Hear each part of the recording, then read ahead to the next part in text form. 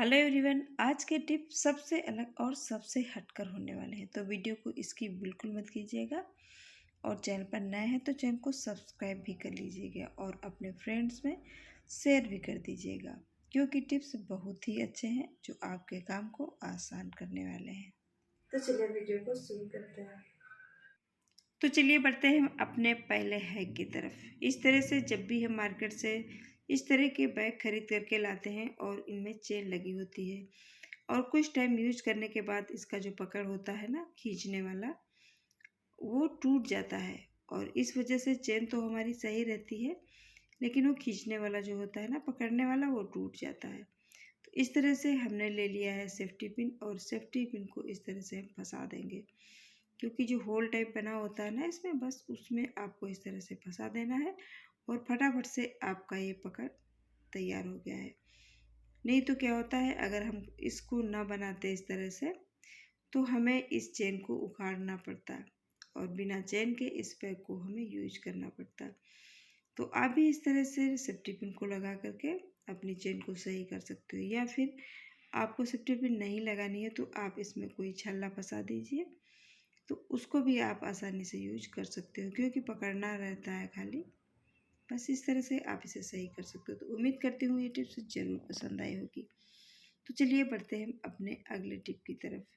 तो जब भी हम पकौड़ियाँ बनाते हैं तो हमें बेसन की ज़रूरत पड़ती है, क्योंकि बिना बेसन के तो पकौड़ियाँ बन ही नहीं सकती। तो इसके लिए मैं आपको बहुत ही बढ़िया हैक शेयर करती हूँ। तो जब भी हम पकौड़ियाँ बनाते हैं और हमारा बेसन गीला हो जाता है और हमारे हाथ भी दोनों गीले रहते हैं, और हम अब बेसन को कैसे निकालें, अगर निकालते हैं तो हमारा बेसन भी गीला हो जाता है। तो आप इस तरह से बेसन को निकाल सकते हो। और हाँ, अगर आपका आटा भी गीला होगा तो आप आटे को भी इस तरह से निकाल सकते हो, और काफ़ी मात्रा में आटा निकल करके या बेसन निकल करके आ जाता है। और इस तरह के टूल्स तो हमारे किचन में होते ही होते हैं, आपको अलग से कोई तामझाम करने की ज़रूरत नहीं है, और आप इस टूल से आटा या बेसन को निकाल सकते हो। तो चलिए बढ़ते हैं हम अपने अगले की तरफ। यहाँ पर मैंने कॉटन ले लिया है और इसकी मैं कुछ बॉल बना लूँगी। छोटी छोटी सी बॉल बनानी है और ज़्यादा बड़ी नहीं बनानी है। तो मैं चलिए आपको 2-4 बॉल बना लेती हूँ और उसी से मैं आपको बताने वाली हूँ। तो यहाँ मैं 4 से 5 बॉल बनाऊँगी। इस तरह से 6 बॉल बन गई। तो 6 बॉल को ले लेंगे और इसमें से कोई परफ्यूम या स्प्रे ले लीजिए और इस पर स्प्रे कर देंगे हम। अब इस तरह से स्प्रे करने के बाद आपको इन बॉल को अपने कपड़ों में रख लेना है। तो जब भी हम कहीं ट्रैवलिंग पर जाते हैं तो हमको परफ्यूम ले जाना पड़ता है, तो अब आपको इस तरह से परफ्यूम ले जाना नहीं पड़ेगा। और इन बॉल को अपने कपड़े में, जो फोल्ड कपड़े हैं ना, उनमें एक एक बॉल को आपको रख देना है, और इस तरह से बड़ा डिब्बा आपको लेकर जाने की ज़रूरत नहीं पड़ेगी। तो अगर आपके पास कोई और कपड़े रखे हुए हैं अलमीरा में, तो उनमें भी आप इनको रख दीजिए, तो बढ़िया सी धीमी धीमी सी खुशबू आती रहेगी। तो चलिए मैं उदाहरण के तौर पर बता देती हूँ। जैसे ये आपकी ड्रेस है और इसको आपने फोल्ड करके रखा हुआ है, तो उसके अंदर हम एक बॉल डाल देंगे और इस तरह से इसको फोल्ड कर देंगे। और अब आप इनको कहीं पर भी रखोगे ना, बहुत ही बढ़िया सी सुगंध आएगी। आप चाहो तो 2 बॉल रख सकते हो, इस तरह से भी रख करके आप बढ़िया कपड़ों को सुगंधित कर सकते हो। और चाहो तो अलमीरा में जो ढेर सारे आपके कपड़े रखे रहते हैं ना, उनमें भी रख करके आप इनको बढ़िया सुगंधित बना सकते हो। तो चलिए बढ़ते हैं हम अपने अगले हैक की तरफ। तो यहाँ पर कुछ कटोरियाँ होती हैं या कुछ ग्लास होते हैं या थालियाँ होती हैं, और उनका साइज एक जैसा होने के कारण एक दूसरे में फंस जाते हैं और वो निकलते नहीं हैं, और हम काफ़ी परेशान हो जाते हैं। तो इसके लिए बहुत ही बढ़िया मैं 2 ट्रिक आपको बताने वाली हूँ।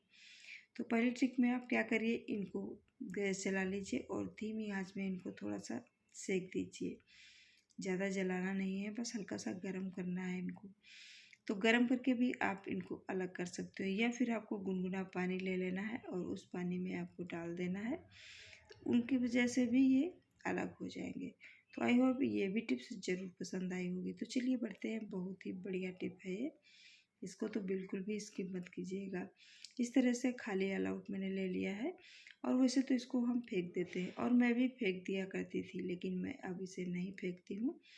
तो इसमें ये जो पाइप सी रबड़ की लगी होती है ना, ये इसको हम इस तरह से निकाल देंगे और इसमें हम डालेंगे पानी।